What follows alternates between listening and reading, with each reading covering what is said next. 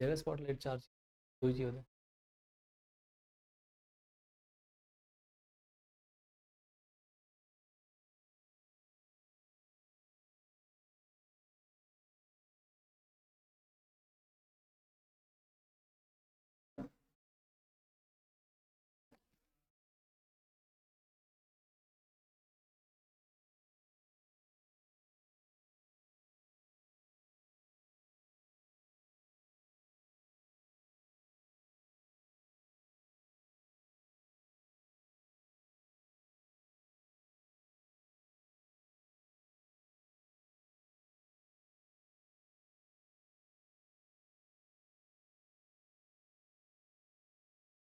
यार साहिल,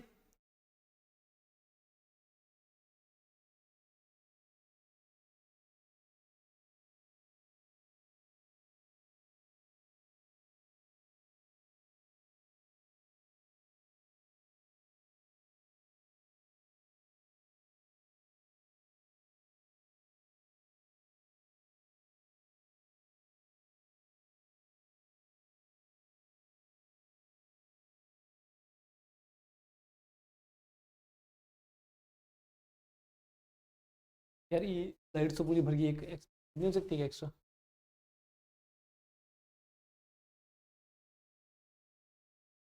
दूसरा खोल दूंगा। चलो अभी तो यही चाहिए ना।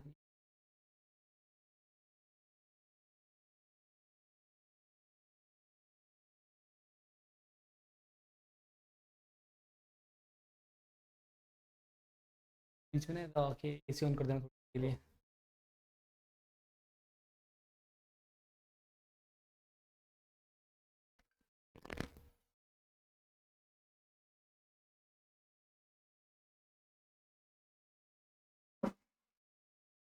Good afternoon everyone. So what we did yesterday, the last topic we were discussing was Delhi Manifesto, I guess. So Delhi Manifesto was the last topic we were discussing. So now you can understand the scenario. What was there?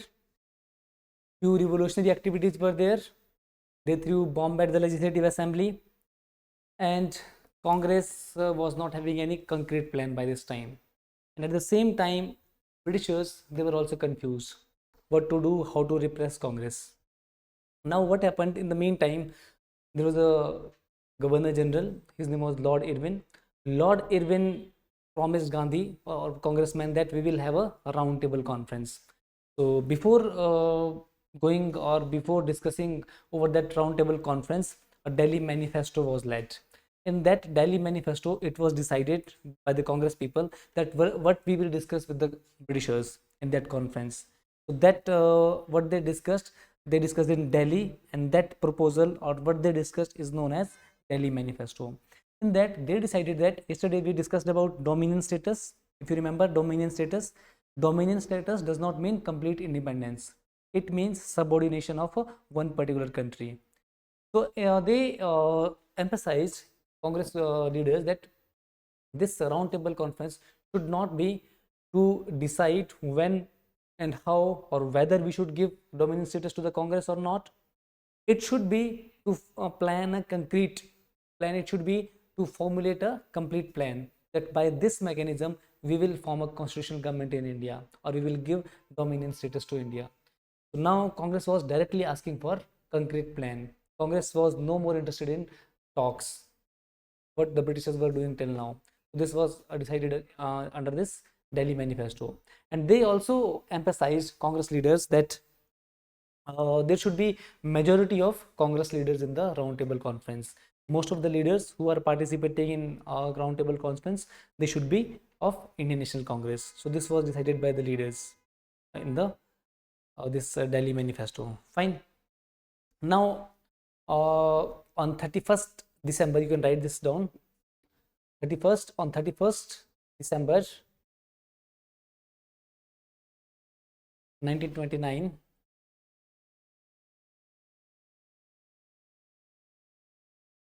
on the bank of Ravi River, newly adopted flag was hoisted. newly adopted flag was hoisted?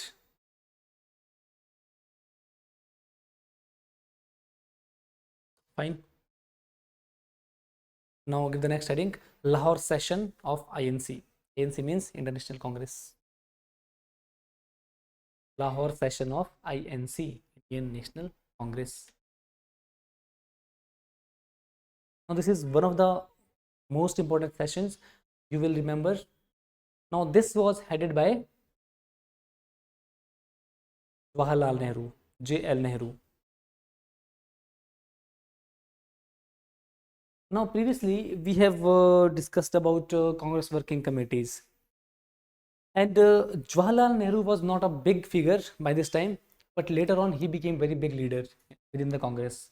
But now this time Jawaharlal Nehru was not that important leader, but Gandhi was important leader, and there were important 18 leaders during that time of a Congress working committee, and 15 out of those 18 members, they were against Jawaharlal Nehru. They were not in the favor of making Jawaharlal Nehru as a president of that Lahore session. But as Gandhi emphasized, Gandhi's weight was very heavy in the Indian National Congress. Gandhi was one of the main leaders. So everyone have to listen whatever Gandhi is saying.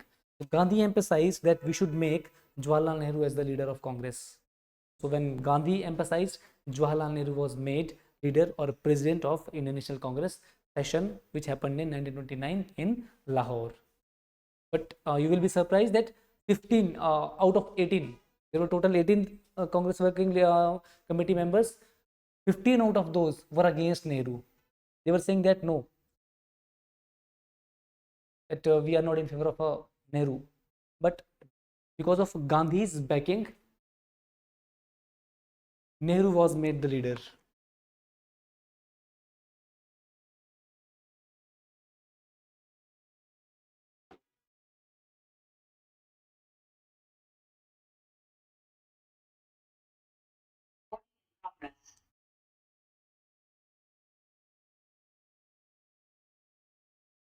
Recording on नहीं थी क्या?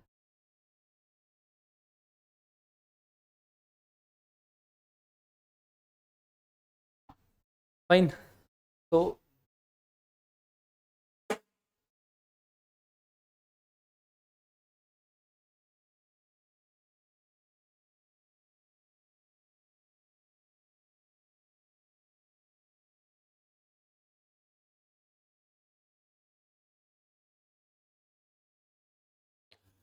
now in that session, Congress passed few resolutions. First one was complete independence. That now onwards, Congress will not ask for dominion status. Now onwards, the motto of the Congress will be complete independence. First one was the complete independence.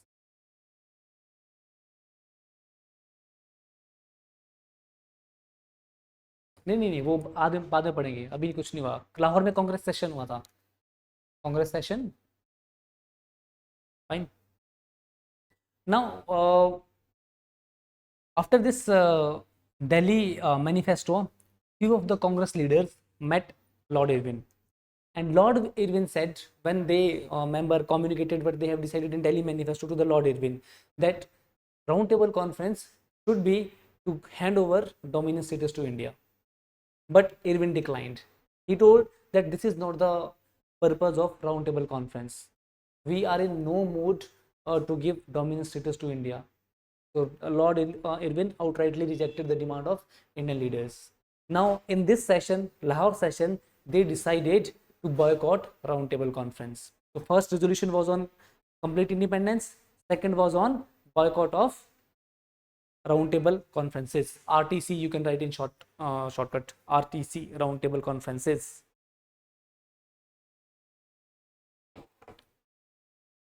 Next point. January 26, 1930. January 26, 1930 was fixed. January 26, 1930 was fixed. First independence, Swarajya Day. First Independence Day or Swarajya Day.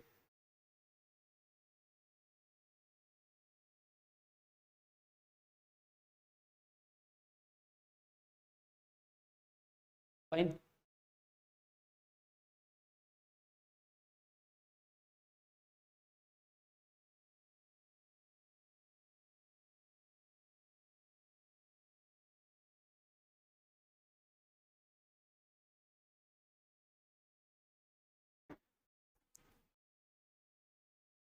So now what happened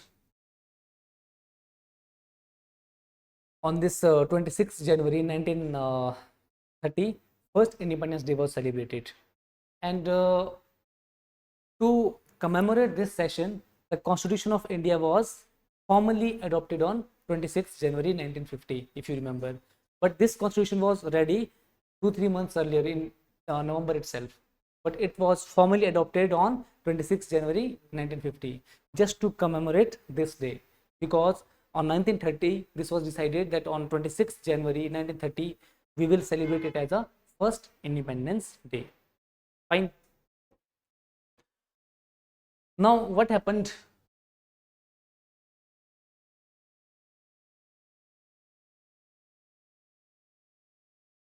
Now, first round table conference happened and it was a failure. Now, Gandhi at that time, Gandhi was in full-fledged movement. He wanted Gandhi to consolidate the masses, and Gandhi wanted that we should fight for a common cause against the Britishers. And he was in search of a one common topic like that of a Khilafat issue. He was in search of a such kind of a issue. And by this time, there were many failures from the side of Britishers also. There was Simon Commission report. In Simon Committee, no Indian was there, and people were angry. And there were few other measures also. British government heavily crushed some of the revolutionaries. They crushed revolutionaries with a very heavy hand, and the people were not happy with the Britishers. And at the same time, Britishers have agreed. Britishers have started that now we will put some taxes. Some taxes were there on the collection of salt. So salt, if at that time the people used to collect salt from the sea by themselves only. Now we buy from the market, but at that time people used to collect salt from the seaside. But Britishers stopped this practice. They said no one can collect salt for personal consumption. There was a tax was put on that. Only salt mines or salt works, they only can collect salt from the sea, and the people were barred from collecting salt from the seaside, and people were angry against this measure of the British government. Then Gandhi put a few demands in front of the Britishers. That these demands of Gandhi are known as Gandhi's 11-point formula. So before discussing about Gandhi's formula, give the heading Civil Disobedience Movement. Civil Disobedience Movement.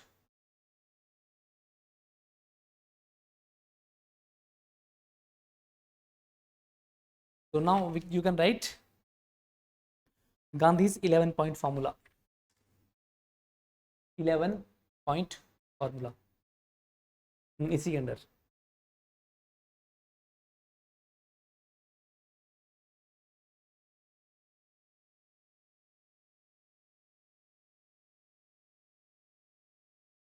now Gandhi said that that we need not directly go on a movement.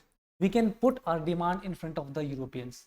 So if we put our demand in front of the Britishers, if they accept our demands, then there is no need to go for the this kind of a movement. So there were few demands under this movement. First, if you want to write, you can write that military expenditure to be reduced by half. First demand. Prohibition of liquor.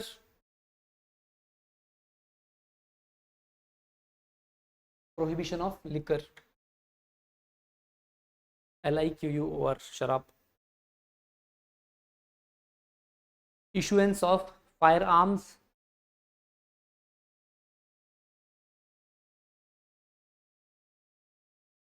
Release of yes.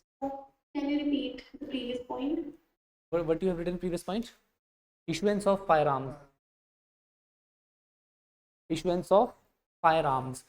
Firearms means gun and pistols. So Indians were not allowed to carry those arms without license. abolition of salt tax, release of political prisoners, release of political prisoners.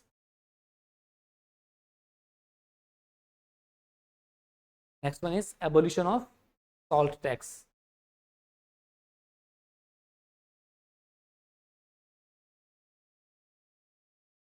So there were these such kind of demands put forward by Gandhi. You don't need to remember all the demands.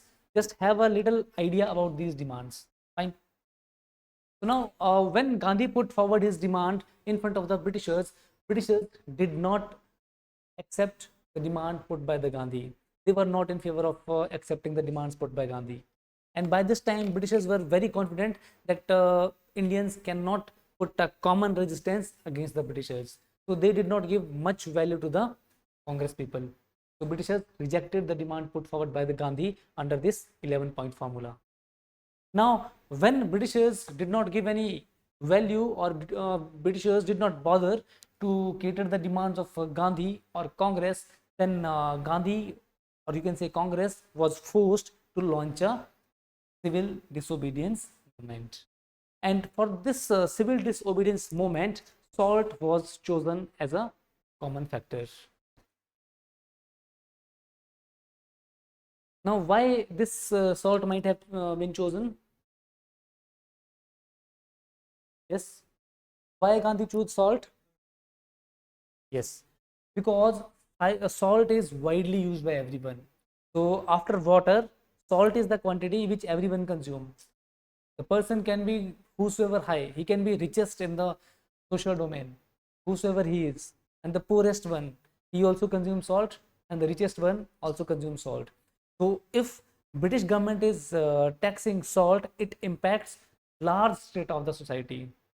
Yes, impact can vary from poor to rich, but ultimately whole society is impacted. For that purpose, salt was chosen as the symbol of this civil disobedience movement. For that purpose, what Gandhi decided? Gandhi decided that we will march.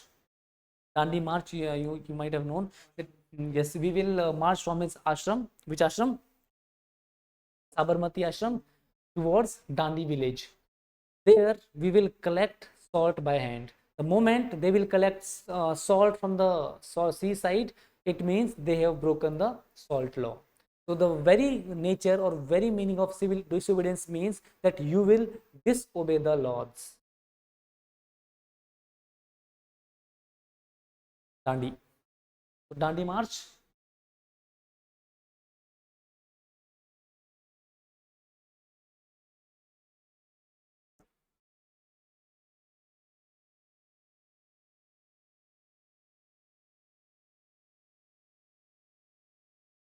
Dandi march from 12th March to 6th April. 12th March to 6th April 1930, with 78 members, 78 followers, you can say. And this whole journey was of 240 miles. Whole journey was of 240 miles.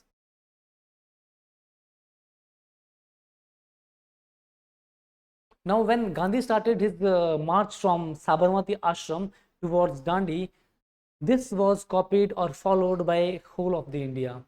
People at different places try to copy what Gandhi is doing in Gujarat region. They try to replicate similar kind of activities in their own different regions from where they belonged. So it symbolizes that this salt satyagraha or civil disobedience movement was widespread, and it was not only in Gujarat region, it was there in UP region, it was there in South India also. So there were many different leaders associated with particular places. So we will write about few places like Tamil Nadu region. So in Tamil Nadu region, there was a person, if you remember, we have discussed about him yesterday. C. No, C.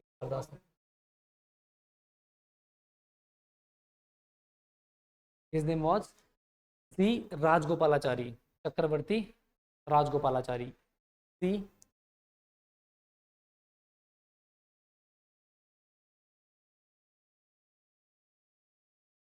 Raj Gopalachari. Sri Raj Gopalachari. So he led the salt satyagraha where? In Tamil Nadu. Next, Malabar region. In Malabar region, there was a leader.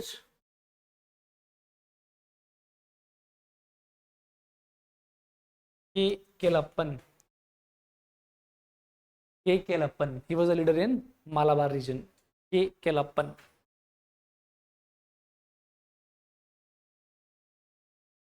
Bengal. Subhash Chandra Bose and J. M. Sen Gupta. J. M. Sen Gupta. M. M. J. M. Sen Gupta. Peshawar. Bengal, Subhash Chandra Bose and J. M. Sen Gupta.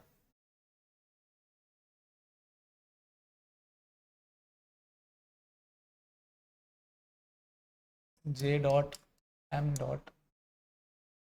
Sen Gupta. Peshawar. Now, Peshawar is very important. Why? Because in Peshawar there was the dominance of which religion? Muslim religion. But we have discussed yesterday that after this movement, Muslim participation will decrease.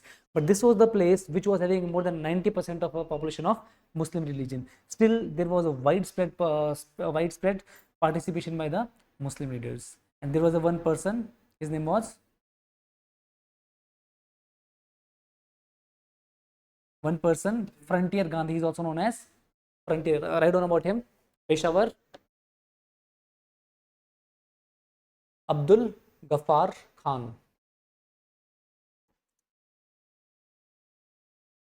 Abdul Ghaffar Khan. Also known as Frontier Gandhi because he belonged to Northwestern Frontier Province. Also known as Frontier Gandhi.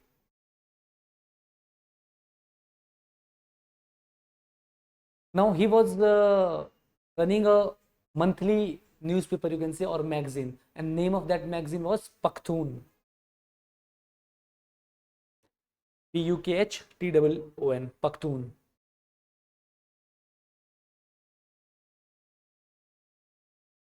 P-U-K-H-T-O-O-N. Pakhtun. Pashtun is a tribe there, Peshawar region. So on the name of that tribe, Pakhtun, a monthly periodical was organized by Abdul Ghaffar Khan. Now the people organized themselves under Abdul Ghaffar Khan, and the group of people who organized themselves under Abdul Ghaffar Khan, they were known by the name of Red Shirts. Red Shirts.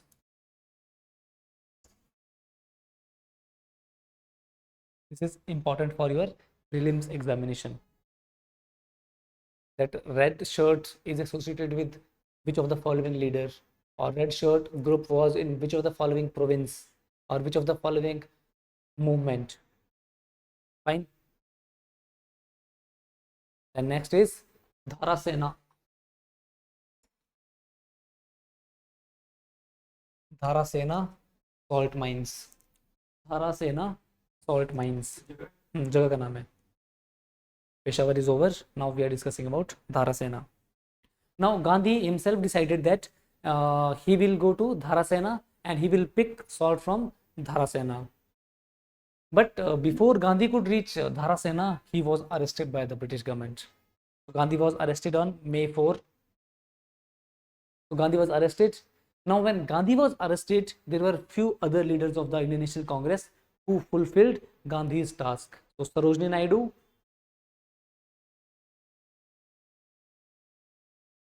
Imam Sahib, and Manilal. Manilal. Imam Sahib. IMAMSHIB. Imam Sahib. They raided Dharasena salt mines. Manilal.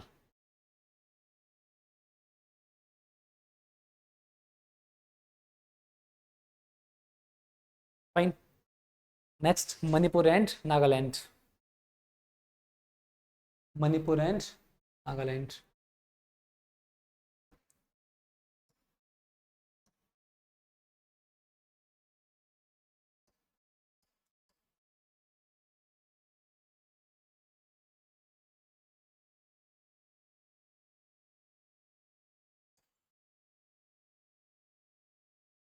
Now, in Manipur and Nagaland, this is important, asked many times. In Manipur and Nagaland region, particularly Nagaland region, there was a one spiritual leader. His name was Haipo Jadonang. This was the leader of Nagaland. But he was arrested. After him, he was having one sister. Her name was Rani Gadinliu. Rani Gadinliu led a movement there in Nagaland. And at that time, the boundaries of Manipur and Nagaland were not clearly demarcated. So if a question is there, Manipur is also correct, but particularly Nagaland is the correct answer. Fine. So in Nagaland or Manipur, Rani Gadinliu and Haipo Jadonang were there. Rani Gadinliu and Haipo Jadonang. So you have to remember these names.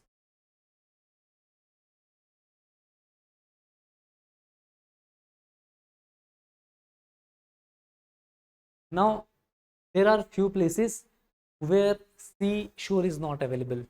If sea is not available, ocean is not there, people cannot collect salt directly from the ocean. So Bihar is such state. Bihar is a landlocked state. In Bihar, there is no ocean, so there is no coast. People cannot go anywhere to collect salt. So, but this movement was not for exactly for the collection of salt. It was a symbolic one. The people wanted to show that by collecting salt, we are showing our reluctance to cooperate with the Britishers. We are showing our anger against the Britishers. So in Bihar, under Ambika Kant Sinha, Bihar, in Bihar there was a pond, Nakhas Pond. So people visited this pond just to symbolize that they are collecting salt from the sea. Under Ambika Kant Sinha. Under Ambika Kant Sinha.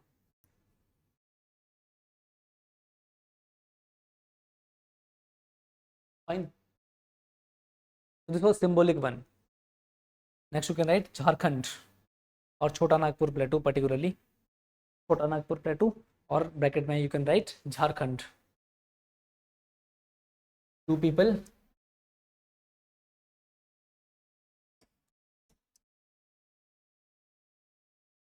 and Somra Maji, they led this movement. Bonga Maji and Somra Maji.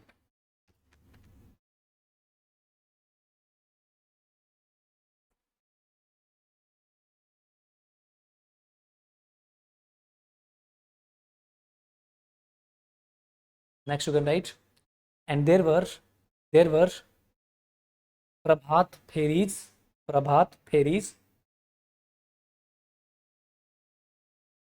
Vanar Sena,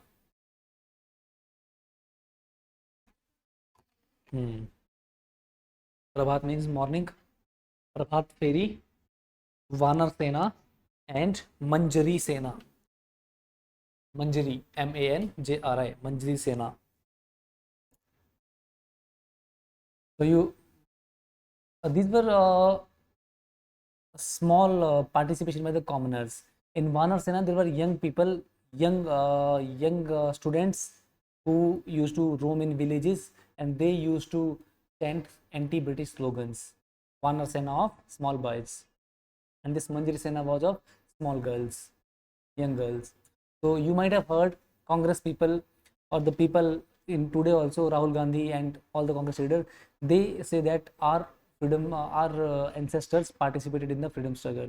So Indira Gandhi participated in civil disobedience movement under Manjari Sena.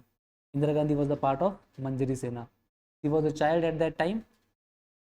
She was born I think in 1917. She was by this time 13 or 14 years old. So she participated in Manjari Sena, Indira Gandhi.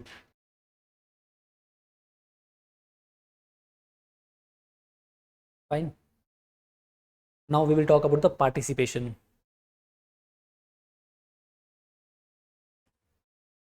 Now participation is almost similar what we have discussed till now.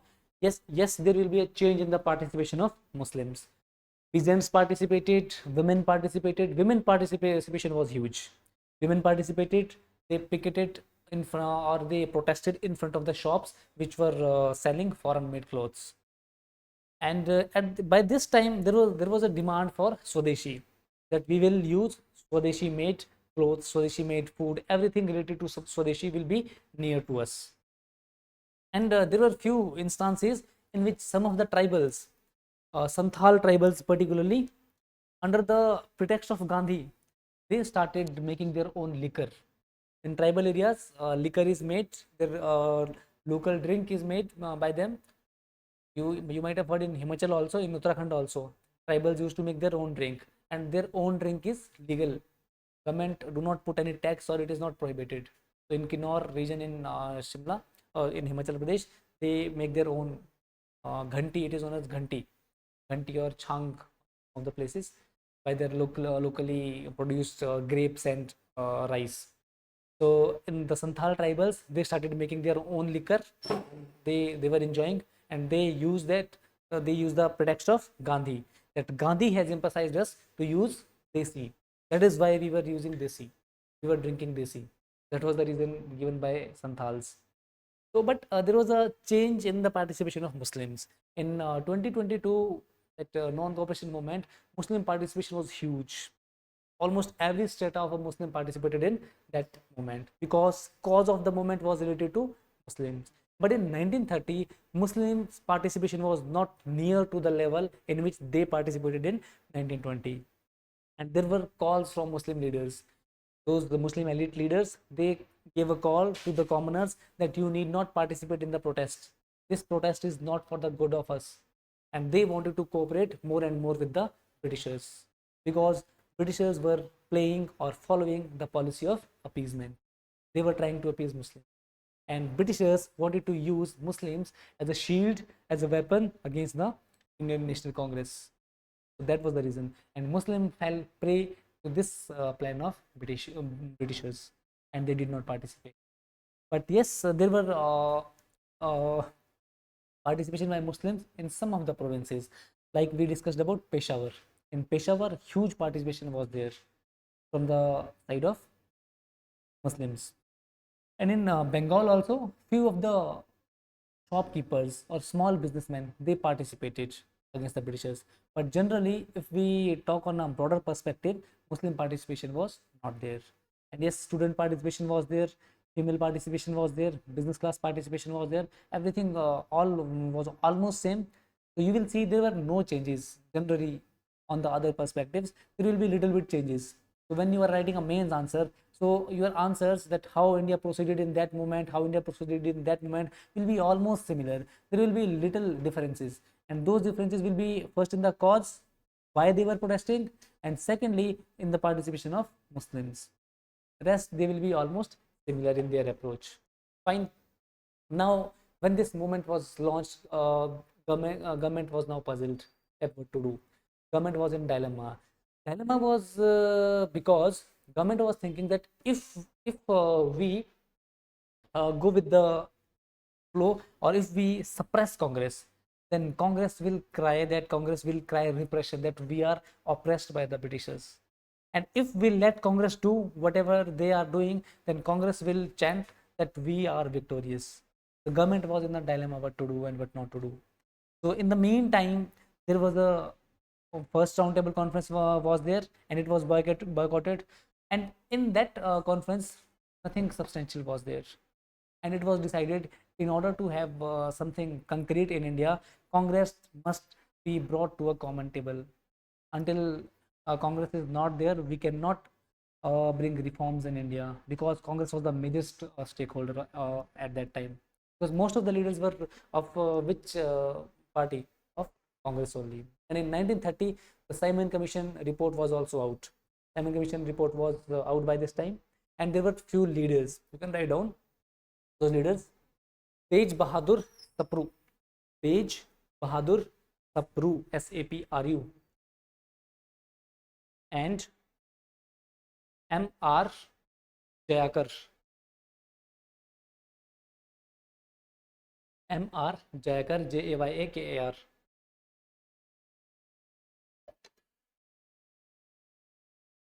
brokered between Gandhi and government.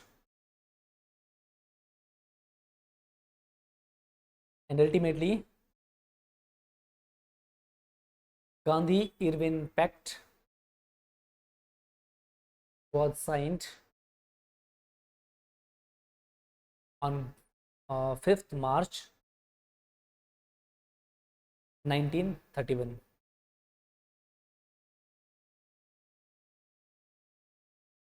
Gandhi Irwin, IRWIN. Gandhi Irwin Pact was signed on 5th March 1931. Now, what was there in Gandhi Irwin Pact? Now, there were few demands put forward by Gandhi, and there were few demands put forward by Irwin, and few of the demands of Gandhi were accepted by Irwin, and few were rejected. Now, Irwin, on behalf of the government,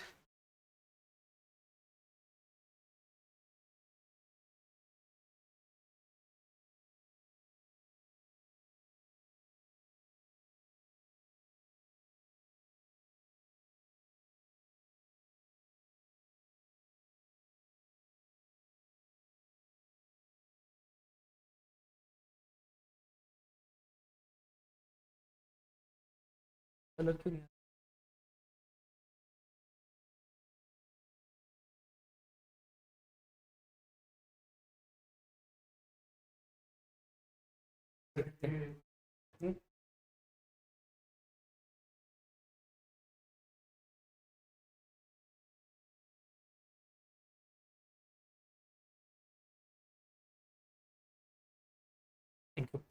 So, we are discussing about Gandhi Irwin Pact. So now Irwin, on behalf of the government, agreed on the few points put forward by the Gandhi. So first was that immediate release of all political prisoners convicted of violence. So in this civil disobedience movement, the major difference between civil disobedience and non-cooperation was that in non-cooperation, people were not cooperating with the government. So they were not doing anything illegal, and they were not disobeying the government. They were not breaking the law in non-cooperation movement. But in civil disobedience movement, they were going one step ahead. At the same time, they are not cooperating with the government, and in addition to that, they were disobeying the government orders. Suppose government was asking to pay taxes, so people were not paying the taxes. So it means they were disobeying the government.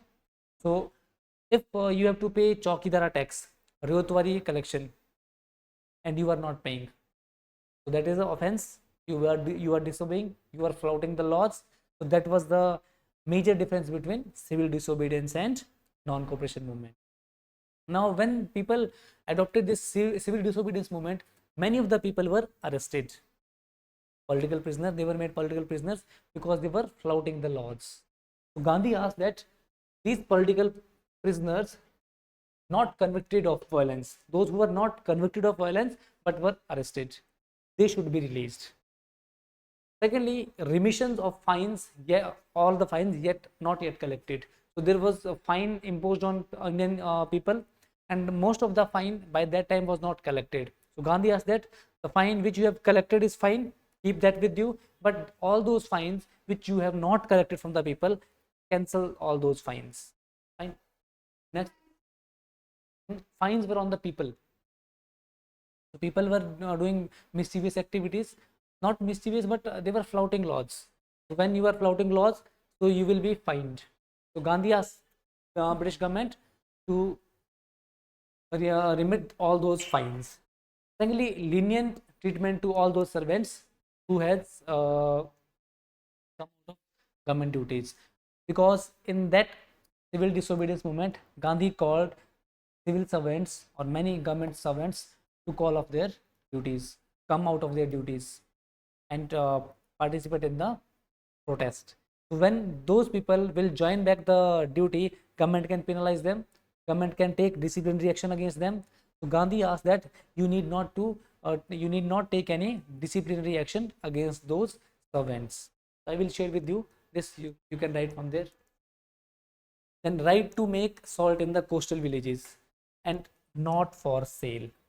So people should be given right to collect the salt for their own consumption, not for sale. And right to peaceful and non-aggressive picketing. That if someone want to protest, picketing means protest. If someone want to do protest with non-aggressive and peaceful means, he should be allowed. Lastly, that withdrawal of emergency ordinances. There were few emergency ordinances brought up during the time of this civil disobedience movement, and those emergency ordinances allowed British government to crush the movement with a heavy hand. So Gandhi asked that you should agree on all these conditions. Now, Viceroy agreed. Viceroy means Irwin agreed on these, which we have discussed just now. Irwin agreed on all those conditions put forward by Gandhi. But Irwin turned down two of Gandhi's demands. One was public inquiry into the police excesses. Now, when there is a movement, in movement, people become aggressive. When people become aggressive, they can even abuse policemen, they can fight with the policemen, and in return police can beat the common people, and it usually happens also. So Gandhi wanted that there should be inquiry on those police officers which were doing wrongs against the commoners, but Irwin declined that demand of Gandhi. Secondly, commutation of Bhagat Singh and his comrades death sentence to life sentence. So commutation, what is commutation? Mr. Lawyer will tell. Changing the form of sentence. So suppose you are given death sentence, so you can file a plea. In that plea, your death sentence can be changed to your life imprisonment, or your form of punishment can be changed. So like you are given rigorous imprisonment in which you have to work in the prison, so that can also be changed to the normal imprisonment. So Bhagat Singh and his comrade, which we discussed yesterday, they were given life sentence, that they will be hanged, death sentence, sorry. Now Gandhi wanted that their death sentence should be changed to life imprisonment, but Irwin turned down this demand of Gandhi. So Gandhi's this demand was not acceptable, and Gandhi, on behalf of the Congress, agreed to participate in the second round table conference. That yes, I will be the part of second round table conference.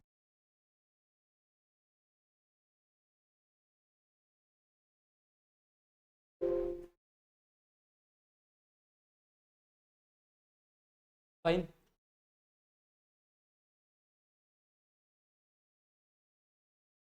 Now, when this Gandhi Pact was signed, people were not happy with the Gandhi, and there was a session after this to endorse this session. There was a Congress to endorse this document, which have been signed between Gandhi and Irwin. There was a Congress session. That session was in Karachi. Karachi session of INC. You can write Karachi session of INC 1931.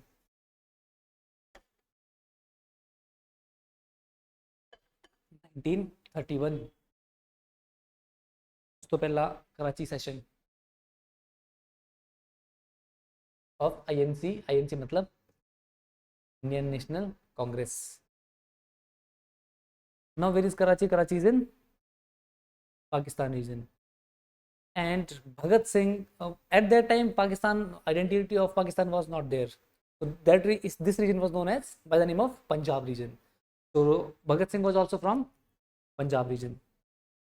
Now when Gandhi went from his where he was staying toward Karachi, he went through Punjab region, and wherever Gandhi was traveling by Punjab, people of Punjab showed black flags to Gandhi, because it is alleged many times on Gandhi that Gandhi could suspend the death sentence of Bhagat Singh and his comrades, but he did not. So for this reason, Gandhi was criticized, but it was not the situation that Gandhi could do this thing. So many times you will face this dilemma in your preparation, that whether Gandhi was right in his approach or not. So in interview, you can also be asked such kind of a question. So always you have to support whatever has been done in the past. You have to support that. Whatever Congress leaders did, you have to support. Whether it is good or bad, you have to support this. So you might feel that yes, Gandhi could save Bhagat Singh. If Gandhi has emphasized that much, Gandhi could have changed their death sentence. But there were very dissimilarities between the outlook of Bhagat Singh and Gandhi. Bhagat Singh was a revolutionary, not exactly. Bhagat Singh was not exactly extremist, but his way of working was a bit different from the from that of Gandhi. So Gandhi's ideology was never in line with that of Bhagat Singh, and by doing this, Gandhi did not want to set a wrong message for the upcoming generations, that if you do violence, then violence can be pardoned. Violence cannot be tolerated. Gandhi was of the view. Gandhi was always in favor of non-violence, but they have threw bomb, they have killed people. Although their aim was good, their intention behind the act was to punish the Britishers who have done wrongs in India. But the way they have chosen was not in line with Gandhi's way. That was why the Gandhi was not in 100% surety to protect Bhagat Singh and his comrades. Yet Gandhi gave his efforts, whatever he can do, he did. Ultimately, he was not able to protect or save the life of Bhagat Singh and his comrade. So whenever if there is a question, although such controversial questions are not asked in exam, if these questions are asked, you have to support the view of national leaders only, and you have to always go with the peace and non-violent means. You are becoming civil servant, you cannot support violence. Whatever can be the situation, you cannot support violence. Fine. So Karachi session was there. It was headed by Vallabhbhai Patel, Sardar Vallabhbhai Patel.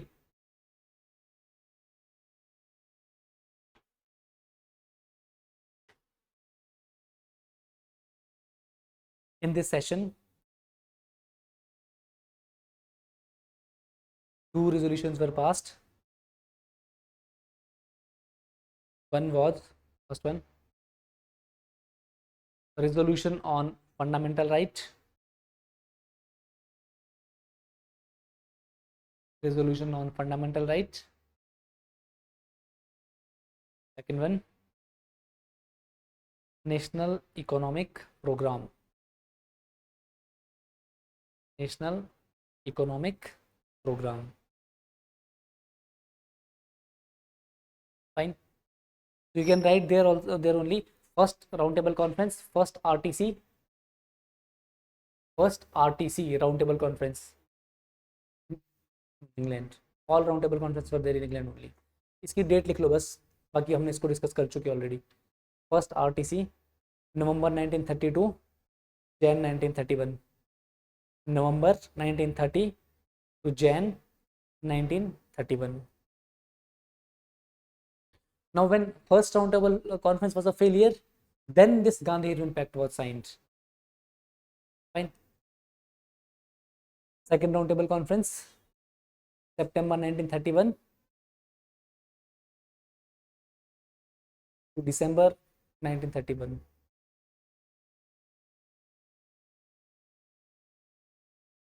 Now in Gandhi-Irwin Pact, Gandhi agreed to participate in the roundtable conference. So what do you understand by the roundtable conference?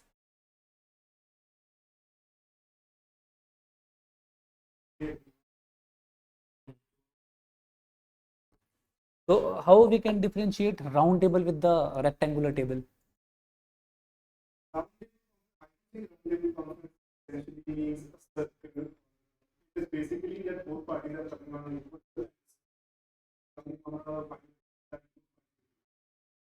What is the actually what is the scenario whenever we are discussing something on a rectangular table?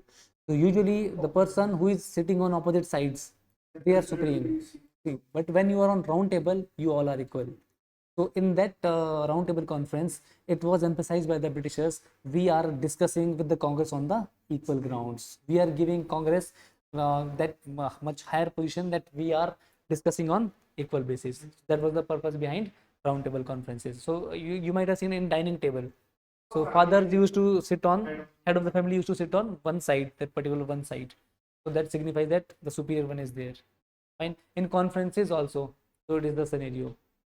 In second roundtable conference, Gandhi agreed to participate from the side of Congress, and there were many other leaders also. There were, it is your homework also, a few leaders who attended all the roundtable conferences. You have to remember their names. Few leaders were there who attended all three roundtable conferences, and female members who attended roundtable conferences. You have to find it out. Fine.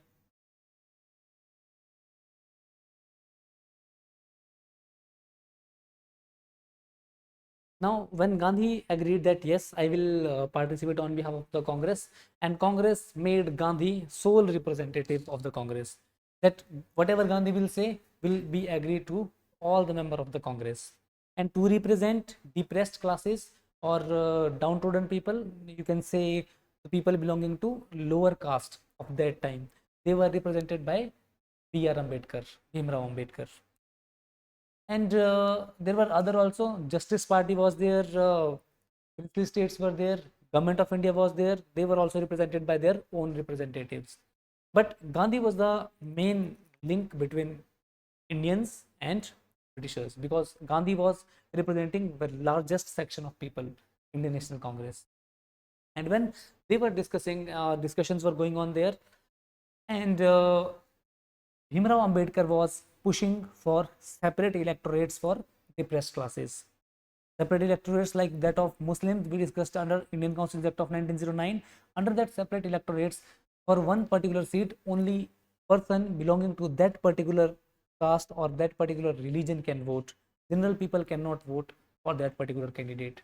This is the basic of separate electorates. And B.R. Ambedkar was pushing that separate electorates should be provided for depressed classes. And Gandhi was not in favor of this. And Gandhi also convinced other people. There were people from represented from Sikh religion. There were from Marathas, Anglo-Indians. There were many people from many religions there. Gandhi convinced all of them. And this was not taken well by B.R. Ambedkar. And ultimately, Britishers, when they meet with the Britishers, Gandhi said that you don't have to talk with all the member of minority. Here, Gandhi, is the sole representative of India, whether minority or majority. I am the representative. I am representing minority as well as majority, and I am not in favor of separate electorates. So separate electorates should not be there. So at this point, there was a deadlock. Neither Gandhi nor B.R. Ambedkar nor the other member were agreeing on a one particular common ground, and ultimately these talks were failed. No concrete decision was taken even in this second roundtable conference. So this was a failure.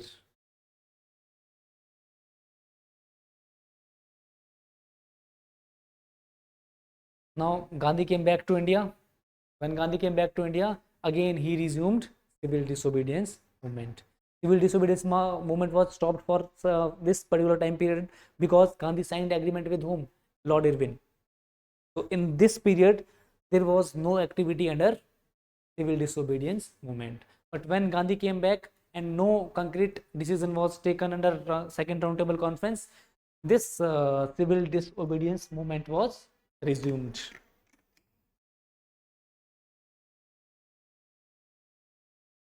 Now there was third roundtable conference.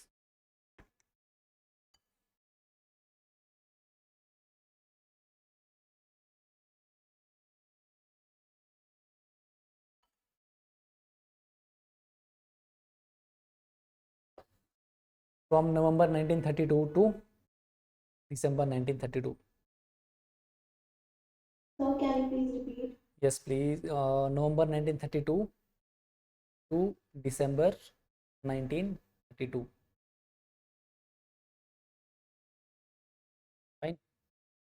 Now, in this roundtable conference, very less Indian leaders participated. Congress did not participate, and much of the prominent Indian leaders did not participate. By this time, Britishers also said that now onwards they will never give Congress a position equal to the Britishers.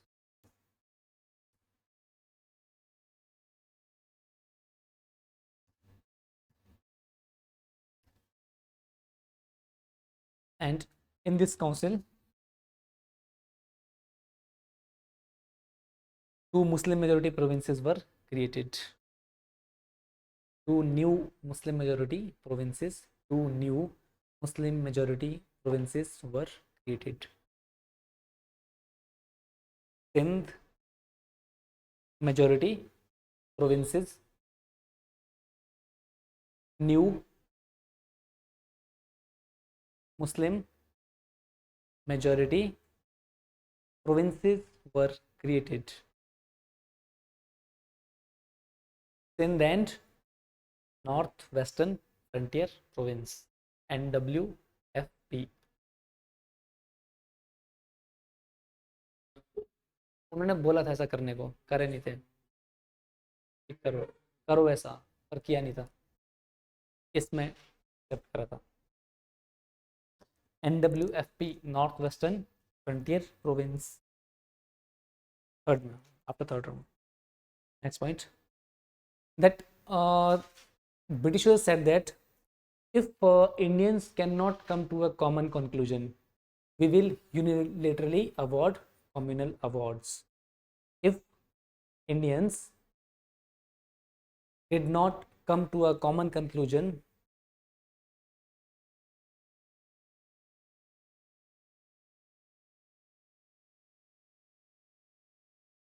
we will unilaterally announce communal awards.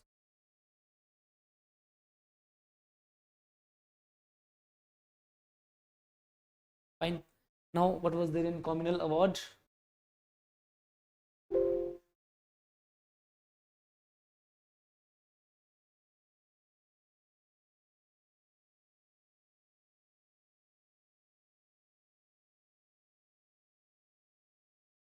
So, in this communal award, the word communal by its very nature means religious. So, in which people are divided on the basis of their communities. So, under this communal award, Muslims, Europeans, Sikhs, Indian Christians, Anglo Indians, and particularly depressed classes, even women, and even Marathas were to get separate electorates. Meaning, Indian community was divided among all these sections. Muslims, Europeans, Muslims, and Anglo Indians were already having. Then Sikhs were also given separate electorates. Then Indian Christians, Anglo Indians, then depressed classes, women, and even Marathas, all will be having their common electorates. Fine, sorry, separate electorates. And this arrangement was made for a period of 20 years. Fine. And in provincial legislature, seats were to be distributed on communal basis. That these communities or communal lines will be made very strong in the Indian governance, so that the seats will be also divided on the basis of your communities. To whatever community you belong, your seats will be decided as per those communities. So this was done particularly to divide Indians and to appease other sections, because these were minorities. Sikhs were minorities, depressed classes were minorities, and when all these minorities will be appeased, ultimately Congress will have to face difficulties. So this was done for that particular purpose. And also, the Muslims, wherever they were in minority, were to be granted weightage. There were few provinces where Muslims were not in majority. So in those provinces where they are in minority, there have to be some reserved seat in which only Muslims will be there, in addition to separate electorates. Some weightage will be there. Fine. Except in Northwestern Frontier Province, 3% of seats were to be reserved for women in all the provinces. So this was one of the good step under this communal award. that 3% of the seats in every province will be reserved for women. So this was, although women never asked for reservation, they never asked for separate electorates. This was one of the positive steps done by Britishers. Fine.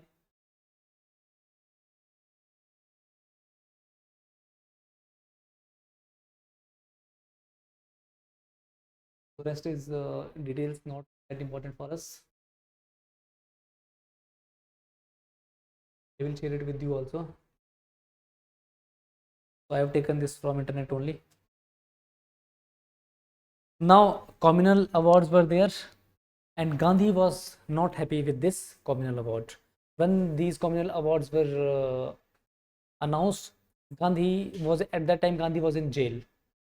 Gandhi was in jail in Pune, and Gandhi said on a hunger strike that I will not eat anything until these communal awards are withdrawn. So Gandhi set on a strike.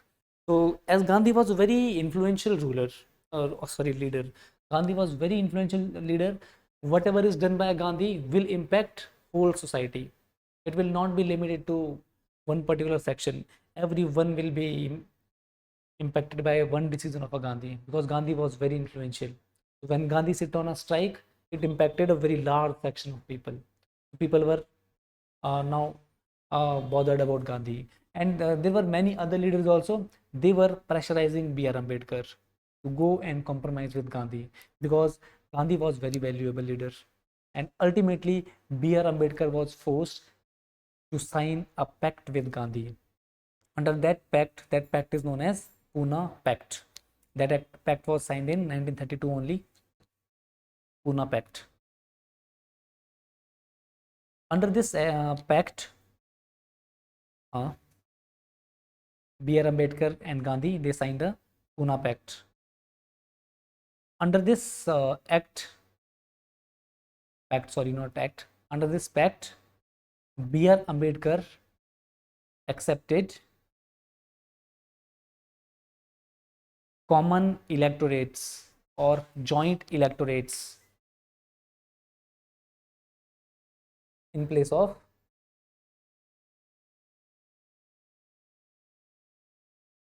separate electorates for depressed classes.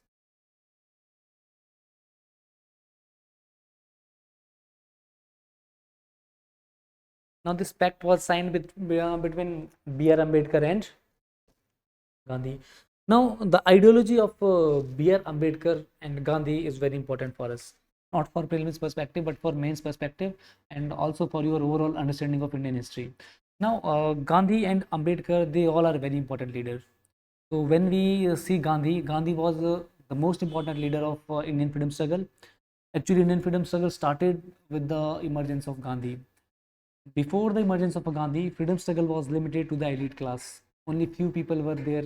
They were doing freedom struggle, because moderate leaders, they were from rich background, and they believed that masses do not have the capacity, or they do not have the immense potential to do these mass movements.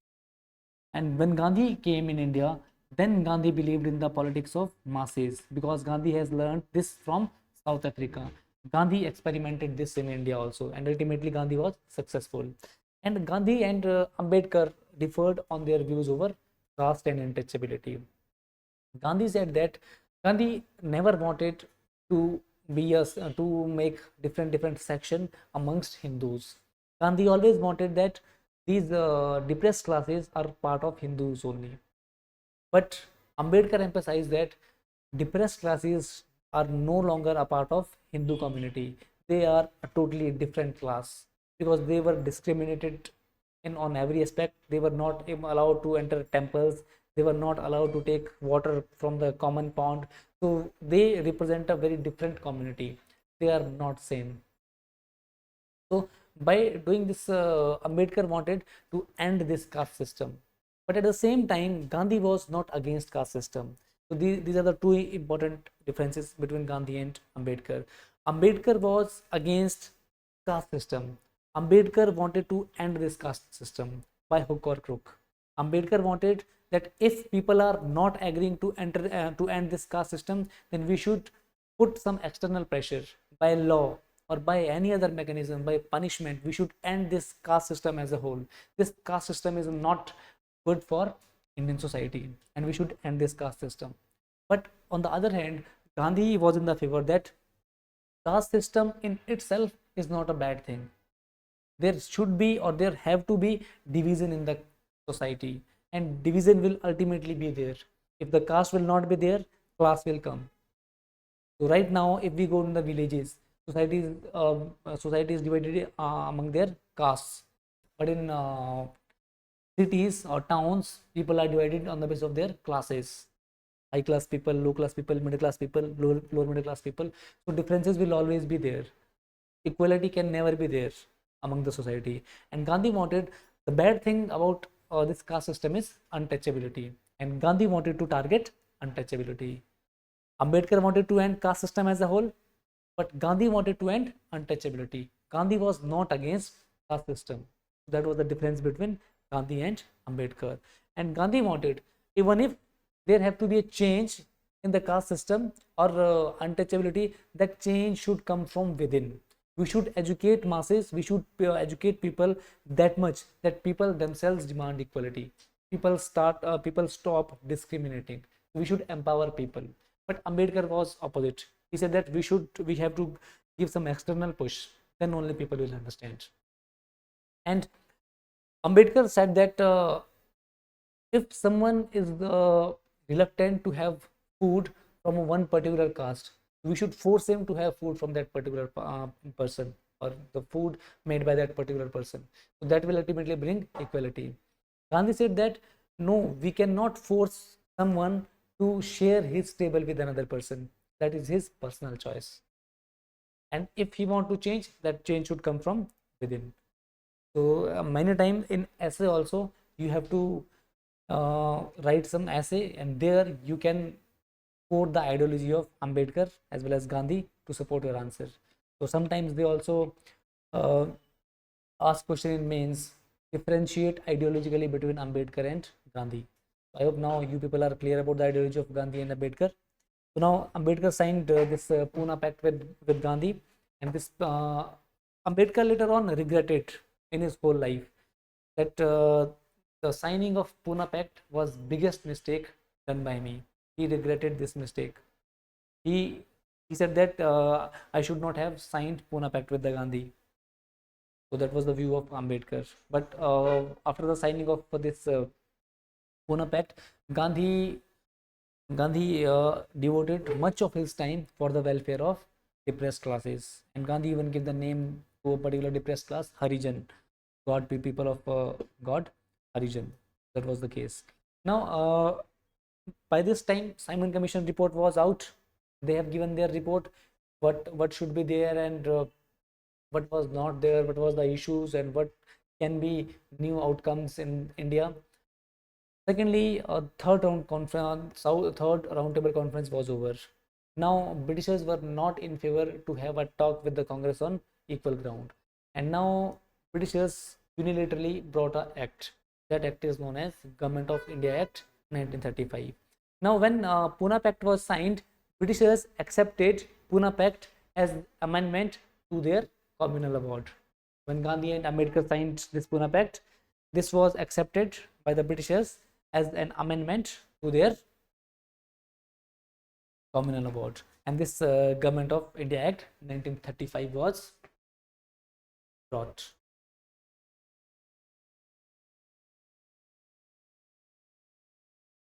Now this Government of India Act is one of the bulkiest act. It was the bulkiest act till now introduced by the Britishers. So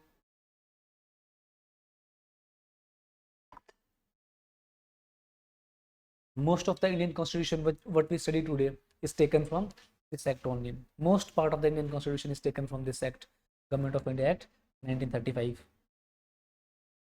1935, Government of India Act 1935. So when you will study polity, so in polity you will study sources of Indian constitution. In those sources you will study that most of the provision we have taken from this act, Government of India Act 1930, very comprehensive act. So now first we will discuss about provincial autonomy. It abolished hierarchy in provinces and introduced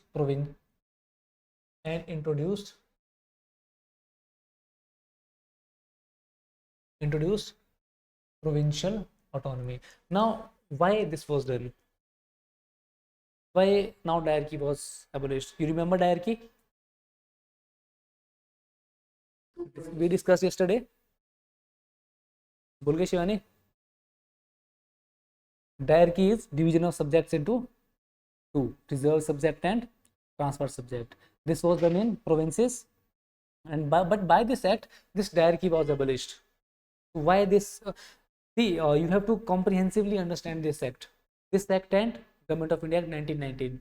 It is very confusing. So people take 2-3 years. After 2-3 years of their preparation, then they come to know the difference between Government of India Act and 1935. Because in both the act, hierarchy is mentioned. Hierarchy was introduced, and people only read this line: abolished hierarchy or hierarchy was introduced. Hierarchy was introduced in this act also and in 1919 act also. But where it was introduced, it is the difference. You will see this difference also. Now you will tell why they have abolished hierarchy in the provinces now. What can be the reason?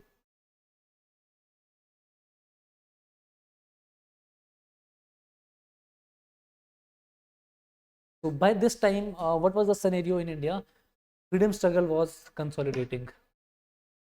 Congress was becoming powerful day by day, and in India there was a rise of nationalism, and people were demanding common India, united India. At the same time, Britishers came to know that if we weak the provinces, or not provinces, if we weak the base of Congress, that we will give autonomy to the provinces. Now provinces will become automatically independent by their own. Now they will not demand for a united India. So if they will not demand for united India at the national level, Indian National Congress will become weak. The Indian National Congress was working on pan-India basis. They were working all over India, and by abolishing diarchy, they wanted to give provincial autonomy. Provinces were there to give autonomy to the provinces, so that provinces can work efficiently by their own, and they do not need any external help, either from the Britishers nor from the Congress. When provinces will not need any help from the Congress as well as Britishers, they themselves will become they will behave autonomy. Now they will become independent also, and they will stop or they will reduce their participation in the freedom struggle. That was the motive behind the introduction of provincial autonomy. Although Britishers gave the reason that we wanted to improve the administration, for that purpose we are introducing provincial autonomy, but it was not the reason. Fine. Secondly, they said that the act introduced responsible government in the provinces, which meant that government was required to act with the advice of ministers responsible to the provincial legislature. Government said that we wanted to establish a government which is responsible to the people, and if the government is responsible, then the member of the legislature will be responsible to the member of the legislature. The ministers will be responsible to the member of legislature, but it was not the real motive. Fine. Now, bicameralism. So what is bicameralism? Two chambers, two houses. So remember here, this act introduced bicameralism in 6 out of 11 provinces. And yesterday also, when we discussed about Government of India Act 1919, in that act also bicameralism was introduced. Now when you will read, if you are superficially reading, you will read that bicameralism was introduced in both the act. It is same. It is not same. In that act, bicameralism was introduced at the central level. Here, bicameralism is introduced in 6 out of 11 provinces. Fine.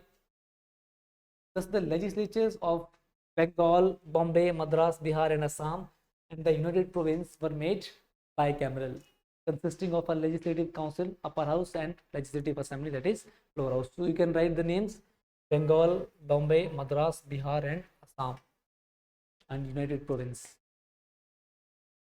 Bengal, Bombay, Madras, Bihar, Assam, and United Province.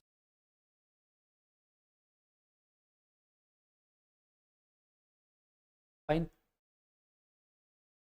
And there are other provisions also. I am discussing only important ones. Remember here, diarchy at the center. Now, in Government of India Act 1919, diarchy was introduced at center. Sorry, provinces. 1919. Provinces. That was bicameralism was introduced at the center. Diarchy was introduced at the provinces. And by this act, diarchy at the provinces was abolished. And diarchy at the same time was introduced where? At the central level. Now, why this might have done?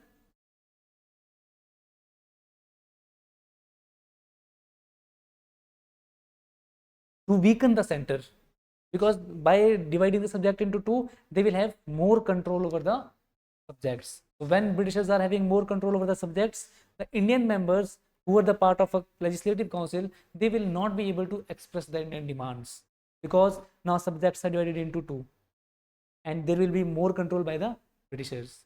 So this is very confusing. Even it took 1 and 2 years for me to get this clarity. So write down wherever after class, you can write diarchy at center, diarchy at state, provinces, bicameralism at center, bicameralism at provinces. UPSC no, actually those people who are sitting there, who are setting question paper, they also have been through all these stages. From these stages you people are going, so they know where students can get confused, so they make question on that point only, because it is very confusing, and in exam there is a lot of pressure on you, and in that pressure you are not able to reach the correct answer. Fine. And federal subjects were divided into reserved subjects and transferred subjects. So reserved subjects are religious affairs, defense, administration, tribal areas, external affairs were included in reserved subjects. You can write only reserved subjects: religious affairs, defense, administration of our tribal areas, and external affairs.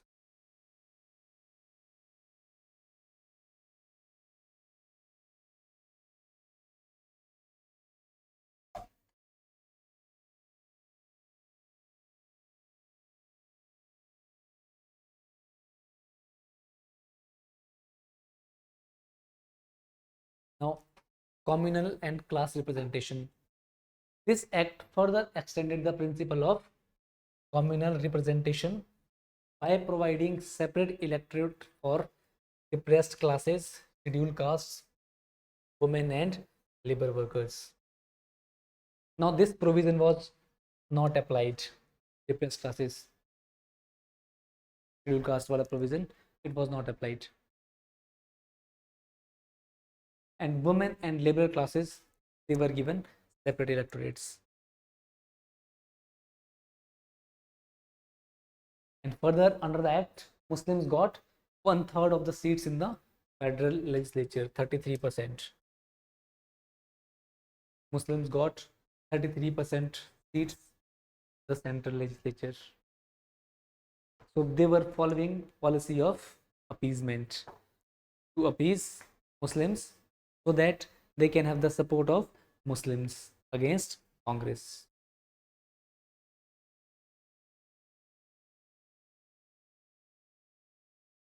Fine. And there were some other features also of this act. These features are very important, directly asked in many times in prelims. The first one, you can write these facts, whatever what new features are that.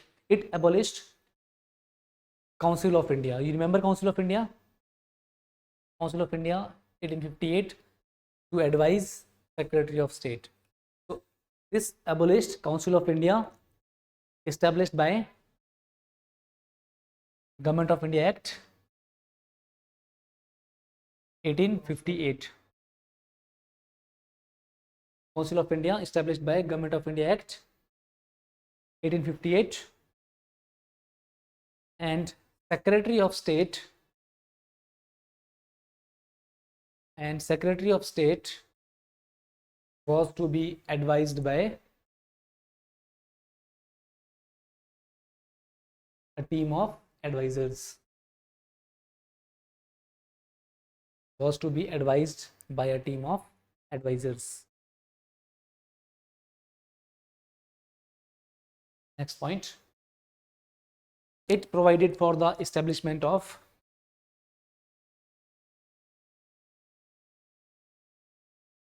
Reserve Bank of India. It provided for the establishment of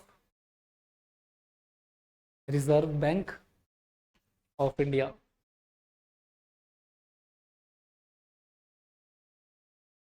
Next point. The franchisee FRANCHISE,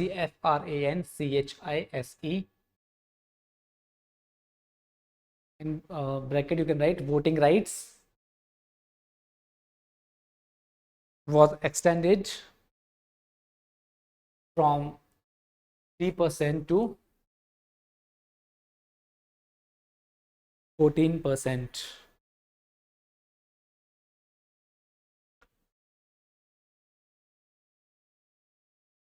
These facts are very important. You have to mug up these facts. It provided for the establishment of Federal Public Service Commission. It provided for the establishment of Federal Public Service Commission. Federal means for the center. Federal Public Service Commission.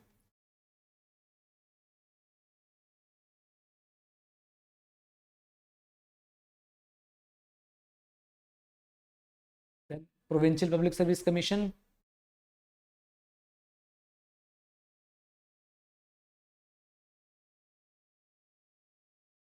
And Joint Public Service Commission.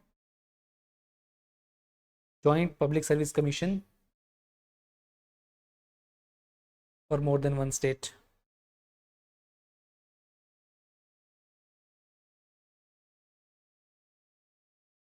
Next one. It provided for the establishment of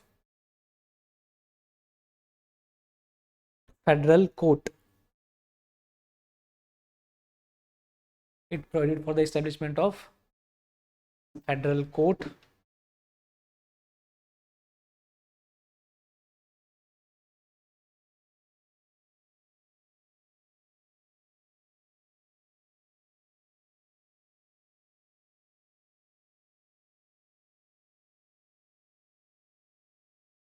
That's it.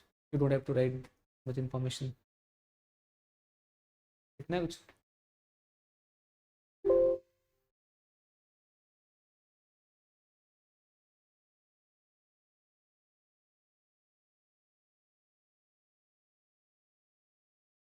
This is Government of India Act 1935.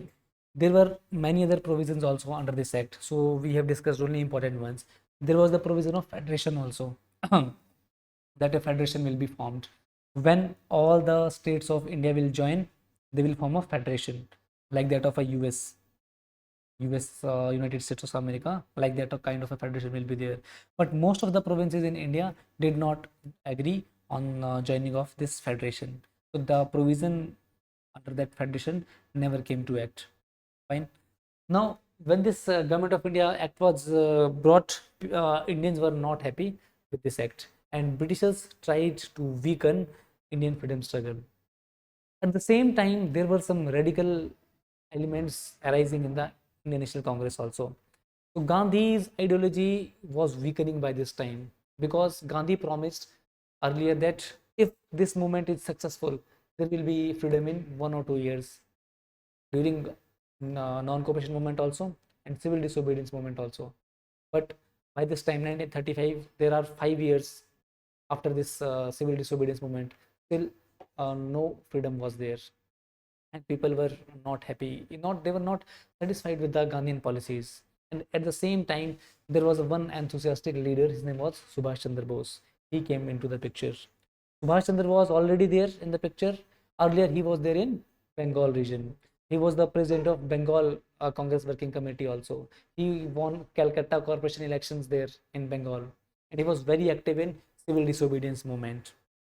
Now he came to national politics.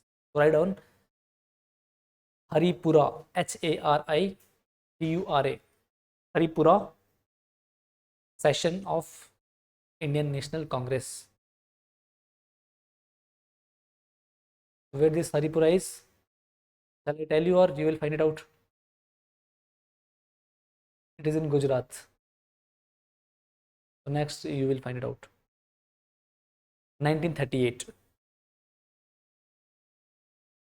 Now in this session, this person Subhash Chandra Bose rose for election. That I will fight election, and he was elected also. He won with a very huge margin. Subhash Chandra Bose. Now, when Subhash Chandra Bose was ahead of his time, he used to think of 4, 5, 10 years earlier, 10 years later, that what will be there in the future. So, under this election, when under this session, when Haripura session was there, in that session, Congress Planning Committee was there.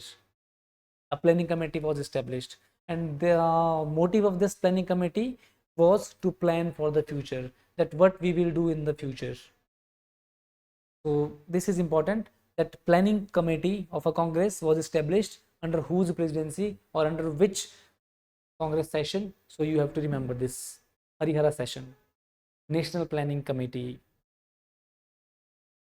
national planning committee.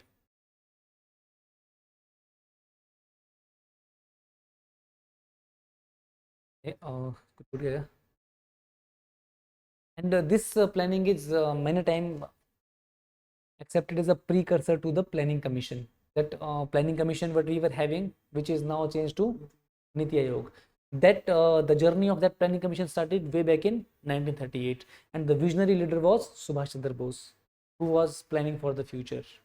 Now Subhash Chandra Bose was radical in his approach, and he predicted in 1938 only that in Britain situation is not right, or in Europe situation is not fine, and there can be new development in the European region which can lead to war like scenario, and that will be in one sense beneficial to Indians. We can take the advantage of that situation in Europe, and we can liberate India from the shackles of Britishers. So he predicted beforehand only.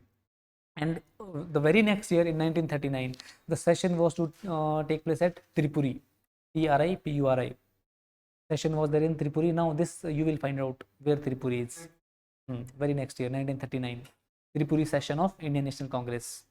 Tripuri session of Indian National Congress.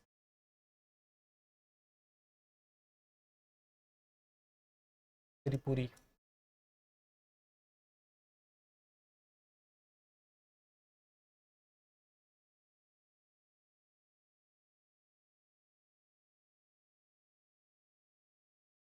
Now, in this session, Gandhi also participated. Tripuri session, Gandhi was also there. Now, when there is election, 2, 3 candidates were there in the fray, and ultimately 2 candidates fought the election. And one candidate was this person, Pattabhi Sitaramaiya, for the president of Congress. Congress session की बात कर रहे हैं हम लोग, Tripuri session 1939. Now Pattavi Sitaramaiya, this person was supported by Gandhi.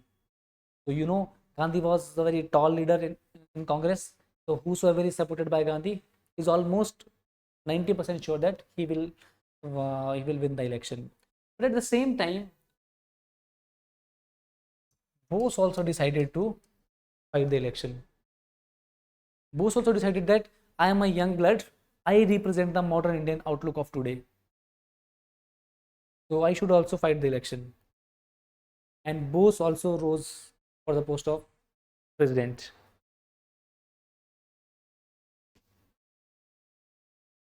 Now, surprisingly, when election was there, this person, Pattabhi Sitaramaiah, he lost to S.C. Bose. And Subhash Chandra Bose again won the election.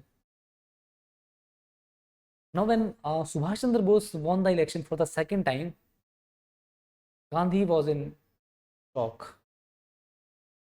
Gandhi was not happy. Gandhi said that this is not the defeat of Pattabhi. Pattabhi's defeat is my defeat because I have endorsed this candidate. This person, Pattabhi Sitaramaiah, he was supported by Gandhi. If the person supported by Gandhi is not winning, it means the member of a Congress has lost faith in Gandhian politics. It means they are now in favor of Subhash Chandra Bose. So Gandhi accepted Pattabhi's defeat as his own defeat. Now Subhash Chandra Bose again became president.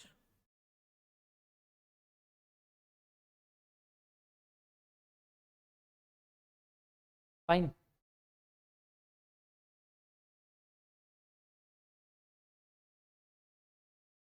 Now, what happened when Subhash Chandra Bose again became president? Now there is a Congress working committee, and Congress working committee was having its own rules and regulation to work. Now, till now, there was a common set pattern from 1920 till now. Congress working committee used to work on particular set of regulations. Now, Bose questioned the way or the method in which Congress Working Committee is working. Bose put some allegation on those Congress Working Committee members. Now there was a battle, you can say small petty quarrels between Subhash Chandra Bose and Congress Working Committee. And Congress Working Committee was not in consonance with the views of Subhash Chandra Bose because he was a radical leader and he was socialistic by his nature. Fine. Now there was a Congress working committee now wanted to resign from their post. At the same time, Bose was also losing popular support in the Congress, and people were again reverting back to the Gandhian politics because Bose was very radical. People could not understand his ways, or many times there were differences of opinion between Bose and Congress Working Committee. And there was a leader, his name was Govind Ballabh Pant, GB Pant, GB Pant. GB Pant passed a resolution in the within the Congress. This resolution was there to reassure faith in Gandhian politics.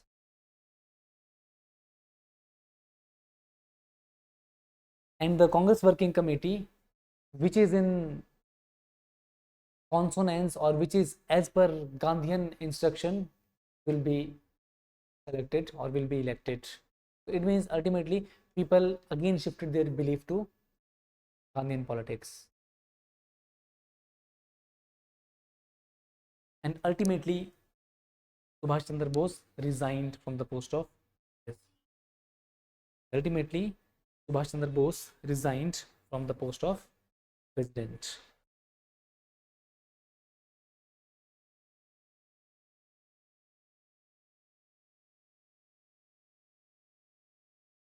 Now, as Bose predicted earlier that there can be war in Europe, situations are not fine in Europe. There can be instances of war in Europe. He has predicted in previous year only, 1938 in Haripura session. And on September 1, 1939, right on September 1, 1939, Germany attacked Poland. September 1, 1939, Germany attacked Poland, and this led to Second World War.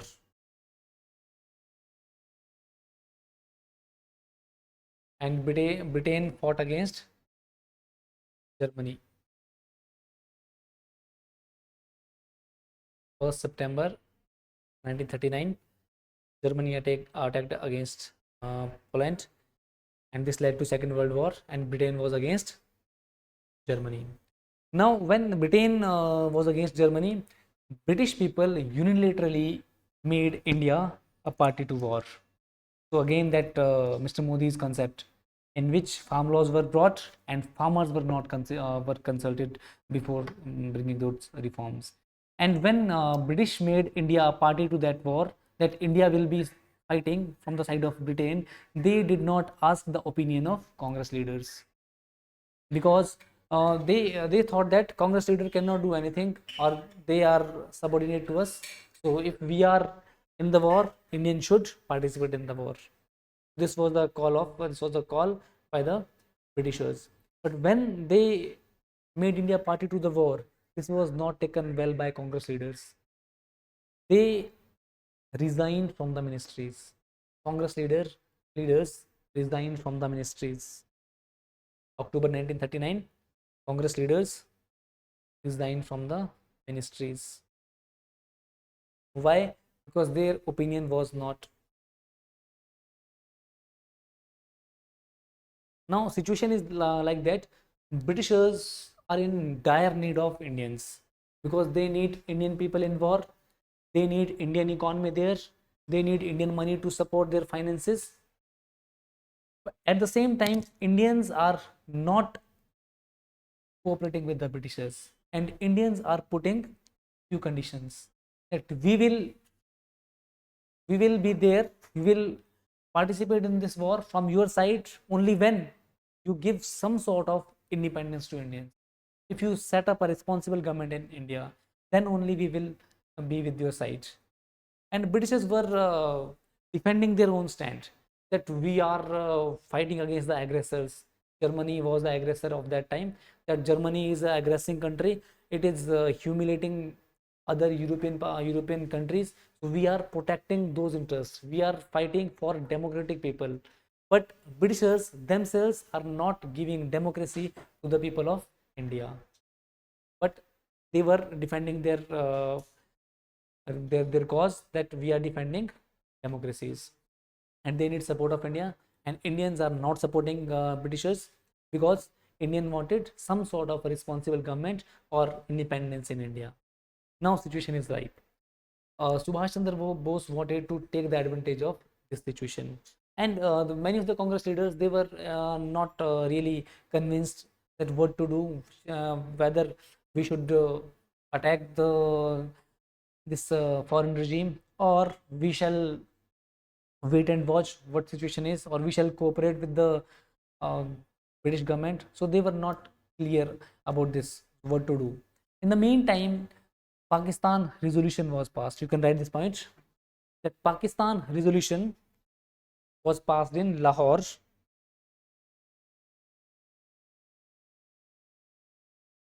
23rd March 1940. 23rd March 1940.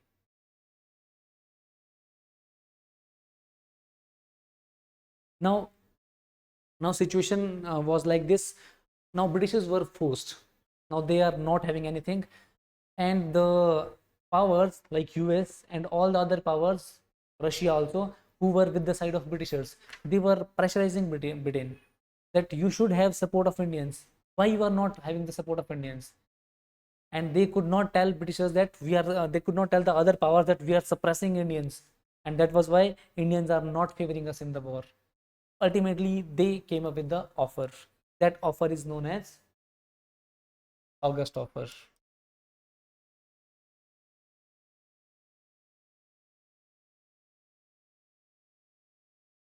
So again, in this offer, first write down about this offer, then we'll discuss that this offer proposed dominion status to India.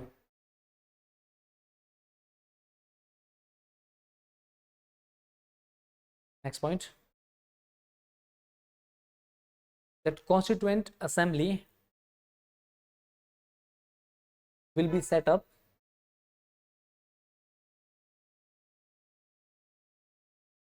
after the war.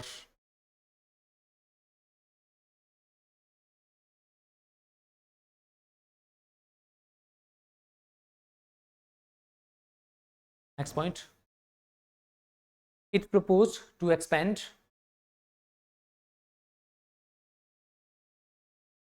Viceroy's. It proposed to expand Viceroy's Executive Council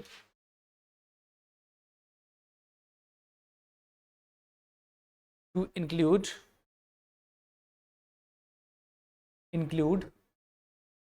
certain number of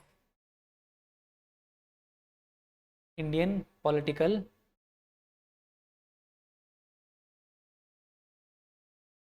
representatives.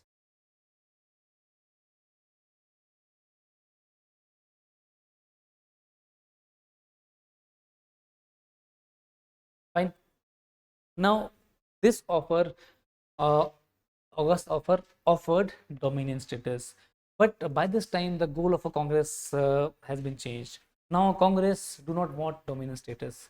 Congress wanted complete independence, and Congress by this time, even in that roundtable conference also, what Delhi Manifesto said, that this proposal or roundtable conference should not be to decide whether or how we should give dominion status. It should be that it should be to formulate a policy, that by this policy we are giving you the dominion status. And this was 10 years back. Now after 10 years, goal of a Congress is changed. Now they want complete independence, but they are, what they are still offering, they are offering dominion status. But there was one positive step in this. Positive thing was that under this August offer, the dominion status was offered for the very first time. Before this, dominion status was not offered explicitly. So it was for the first time dominion status was offered. Secondly, you have written that what was second point? Viceroy's Executive Council. So Viceroy's Executive Council now will be having mainly of Indian members. So in Viceroy's Executive Council, mainly Indian members will be there. Thirdly, Constituent Assembly was mentioned for the very first time. Before this, there was no concept of Constituent Assembly. For this purpose, August offer was important. Now you have to remember that in what was offered in August offer. August offer offered dominion status, Constituent Assembly, mainly of Indians, and then Viceroy's Executive Council, Indian participation will be increased. But this was not accepted by the Congress. This offer was not accepted by the Congress.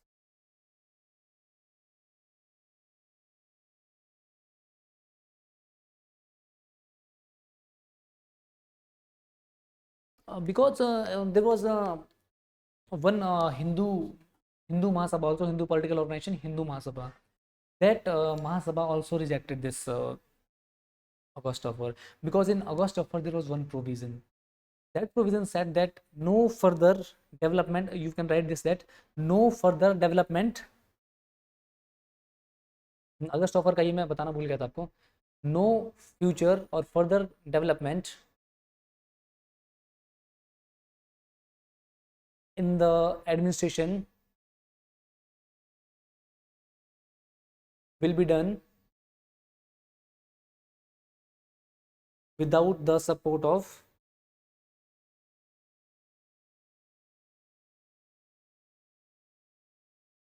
political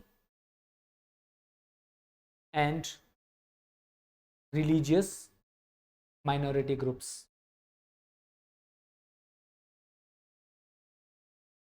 Without the support of political and religious minority groups. Now what does it mean? So there was a political organization of Muslims, Muslim League. Now Muslim, this act or this offer in one sense gave veto to the minorities. So suppose they want to bring up a reform and minorities are not agreeing. So it is a veto to the minorities. So if minorities do not want to accept one particular thing, that will not be accepted by the whole government. So in one sense, it was veto to the minorities. And this was not well taken by the Congress as well as Hindu Mahasabha and the other conservative leaders. So Muslim League, they welcomed this offer. They do not immediately accept this offer, but they welcome this offer because they were given importance under this offer. So initially, you will see in the earlier offers, Muslim League was pleased because they were given veto. So that is very huge power that no constitutional measure will be brought without your concurrence. So like a veto in United Nations Security Council. So if they veto anything, they can veto whatever does not suits them, they will veto that. So that was why it was not accepted well by the Congress and Hindu Mahasabha and the other leaders of that time. Fine. So when this offer was rejected, then there was a other methodology uh, started by Mahatma Gandhi. Now, as war was going there in Europe, Indian could not launch a huge satyagraha or a huge mass movement by this time, because if they did, Europeans, Britishers will cite that World War is there in Europe, and all the members of there were Allied power and Axis powers, and the British power was with the US also. Russia was there in the side of Britain, and if anyone in the World War II, there were many alliances. So attack against one will be attack against all. So British will cite that Indians are attacking British Empire. If Indians are attacking British Empire, it means Indians are also attacking other powers, USA, which are in the side of Britain. So they can use such kind of a tactics. So Indians could not launch a mass level movement. So for that reason, a new form of a methodology was invented by Mahatma Gandhi. That is known as individual satyagraha. So you can write on individual satyagraha. October 1940. Vinova Bhave. Vinova Bhave. Vinova Bhave was the first satyagrahi.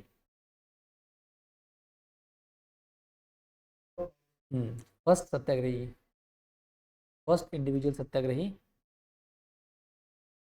Nehru was second.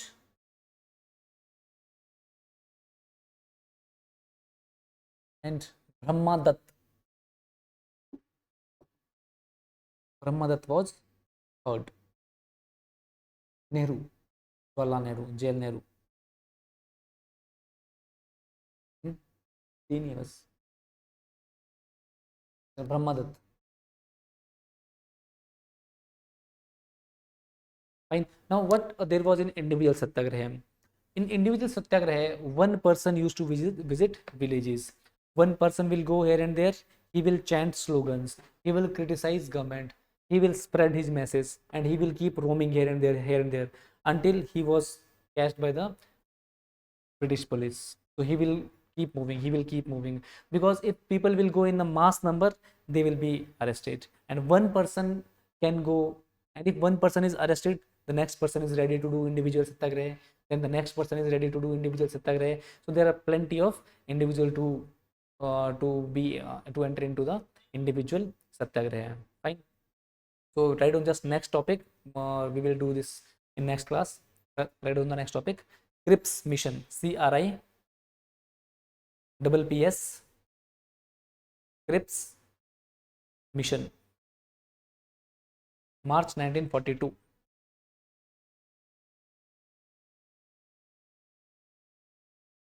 So we will do it in the next class, and hopefully in next class we will be done by the modern history. So if you have any doubt, you can ask in the next class. We will give independence to India in next class. पता नहीं उसमें करेंगे ना next class में. 1940s में आती है वो. 42 में पहुंचे अभी. 44 के आसपास आती है, पढ़ेंगे उसको. National army. That's all for today. Thank you, sir. Okay. Yeah.